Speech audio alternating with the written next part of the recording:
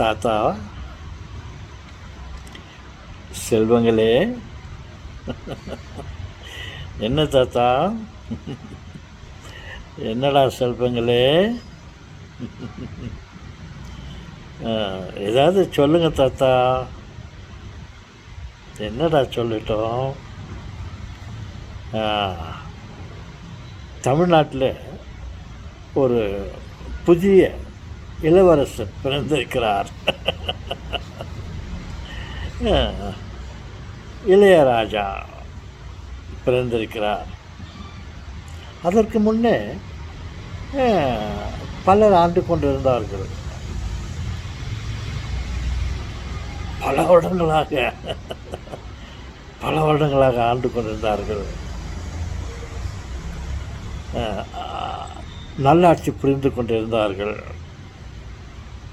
அவர்களுக்கு நம்முடைய வாழ்த்துக்கள்.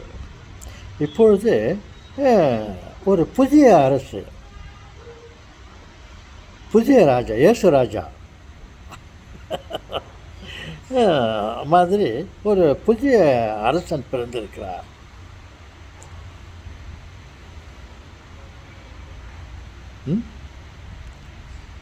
அவருக்கு ஒன்றுமே தெரியாது. புதியவன், வளருவான். அதற்கு நாம் தான், தன் பெற்றோர்களாகிய நாம் அவனுடைய பெற்றோர்கள் என்று நாம் நினைத்து கொண்டு அவனை பத்திரமாக வளர்க்க வேண்டும். அவனுக்கு நல்ல வழிகளை எல்லாம் சொல்லிக் கொடுக்க வேண்டும். அதே போலத்தான் ஆட்சி புரிந்து ஓய்வு பெற்றிருக்கிறார்கள் என்றே வைத்துக் கொள்ளலாம். அவர்களும் நம்மினம், அவர்களும் நம்முடைய இனம்தான். இவனும் புதிய அரசனும் நம்முடைய இனம்தான். நாம் எல்லோரும் ஒரு தாய் மக்கள். அப்படி இருக்கும்போது பழைய அரசர்கள், இந்த நாட்டை பல ஆண்டுகளாக நடத்தி கொண்டு வந்த, ஆட்சி புரிந்து வந்த அரசர்கள் இந்த புதிய அரசனை வரவேற்க வேண்டும். அவன் மீது பொறாமைப்படக்கூடாது. என்னடா, நமது ஆட்சிக்குள்ளே ஒரு புதிய அரசன் பிறந்து விட்டானா, புதிய அரசன் ராஜா பிறந்து விட்டு இருக்கிறான், அவனை கொன்று விட வேண்டும், அவனை கொன்று விட வேண்டும். ஓகே, அதற்கு என்ன செய்வது? யார் அந்த அரசன்? அந்த குழந்தை எங்கே பிறந்திருக்கிறான்? ஓகே,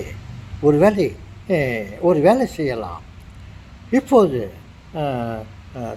தற்காலத்தில் பிறந்த ஒரு சில நாட்களுக்கு முன்ன பிறந்த அத்தனை குழந்தைகளையும் வெட்டி வீழ்த்தி விட வேண்டும். வெட்டி வீழ்த்தி விட வேண்டும். நாம் இருக்கும்போது ஒரு புதிய அரசன் வருவதா என்று அந்த அரசன் அந்த இயேசு ராஜாவை, அந்த குழந்தை இயேசுவை கொல்ல பார்த்தான். அவனுக்கு கடவுள் துணையாக இருந்தார். கடவுள் அவருடைய பெற்றோருடைய மனதில் இப்பொழுது இந்த ராஜா அந்த சிறு குழந்தைகளை எல்லாம் வெட்டி வீழ்த்த இருக்கிறான். நீங்கள் அந்த குழந்தையை எடுத்துக்கொண்டு வேறு நாட்டுக்கு போய்விடுங்கள் என்று கடவுள் ஒரு தூதனை அனுப்பி அந்த குழந்தையை காப்பாற்றி விட்டான். பாருங்கள், இந்த அரசன் அந்த குழந்தையை கொல்ல நினைத்தான். ஆனால் கடவுள் அந்த குழந்தையை காப்பாற்றி விட்டான். 33 ஆண்டுகள் வரையிலும் அந்த குழந்தை வளர்ந்தது, ஆட்சி புரிந்தது. அப்படி இருக்கும்போது அந்த மாதிரி கொடூர எண்ணங்கள் நமது பழைய அரசர்களுக்கு வரக்கூடாது. அவனுக்கு நல்வழியை காட்ட வேண்டும். அப்படி என்று நான் ஆசைப்படுகிறேன். ஜோசப் ஜோசப்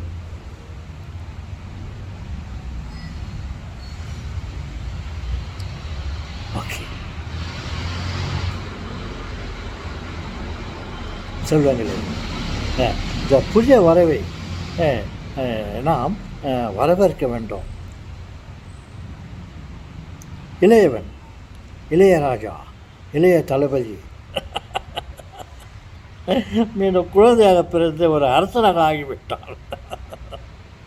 அவனுக்கு கடவுள் நல்வாழ்த்துக்களை நல்லாசிரை கொடுக்க வேண்டும் என்று அந்த இறைவனிடம் நான் வேண்டிக் கொள்வோமா?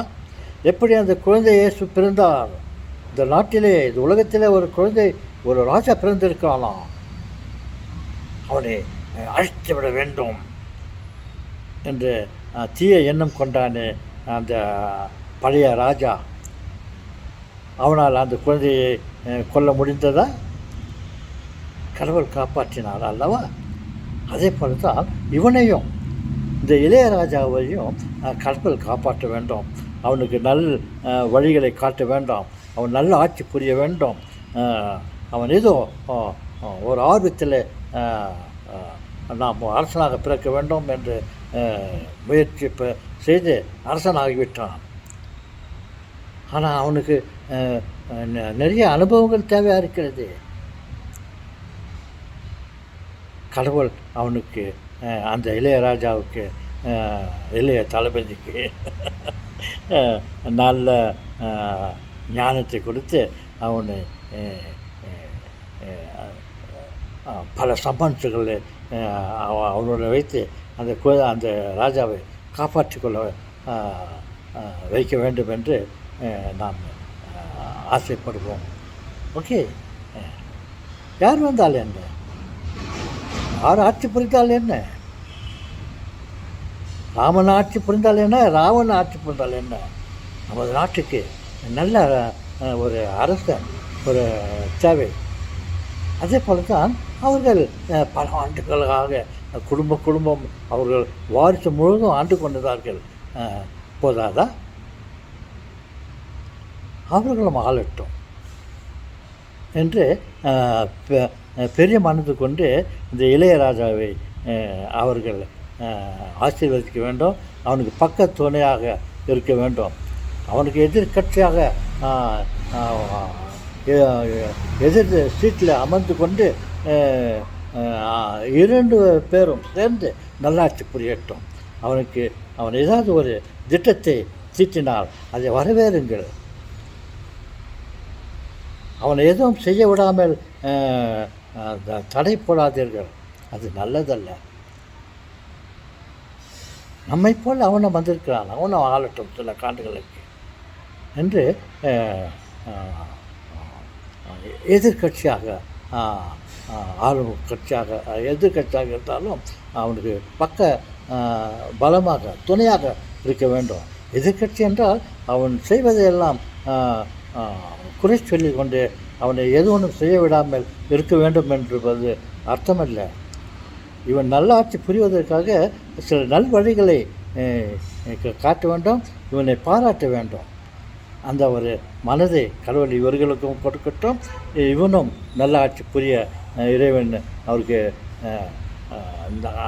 ஞானத்தை, சாலமோன் ராஜா எப்படி பெரிய ஞானம் தோடு அந்த ஆட்சியை நடத்தினார். அந்த ராஜாவிடம் கடவுள் கேட்டாராம், உனக்கு என்ன வர வேண்டும் என்று. அதற்கு அந்த சாலமோன் ராஜா சொன்னாராம், எனக்கு ஞானத்தை கொடுங்கள் என்று கேட்டாராம். பார்த்தீர்களா? அதே போல் அவர் கேட்டு வாங்கி கொண்டார். இவருக்கு, இந்த புதிய இளைய தளபதிக்கு கேட்காமலே கடவுள் அந்த ஞானத்தை கொடுக்க வேண்டும் என்று நம்ம ஆசைப்படுவோமா?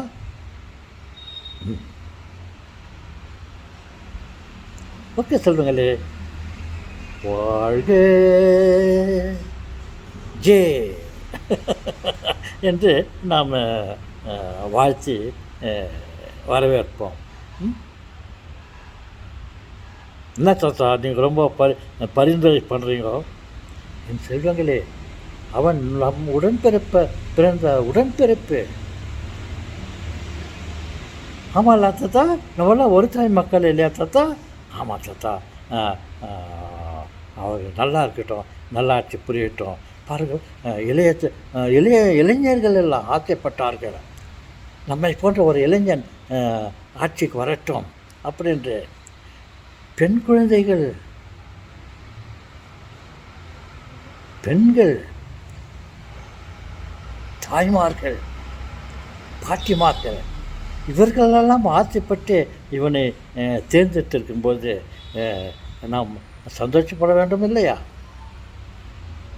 ஓகே சொல்லுங்களே, நாம் எல்லாரும் மனதளவில் சந்தோஷப்படுவோம், வரவேற்போம். இறைவா, அந்த ஜோசப் ஜோசப் அப்புறம் பேர் என்ன, விஜய்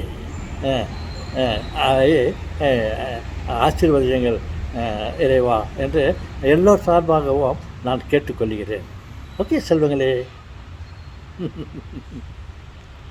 நல்லது நினைப்போம், அதையே செய்வோம்.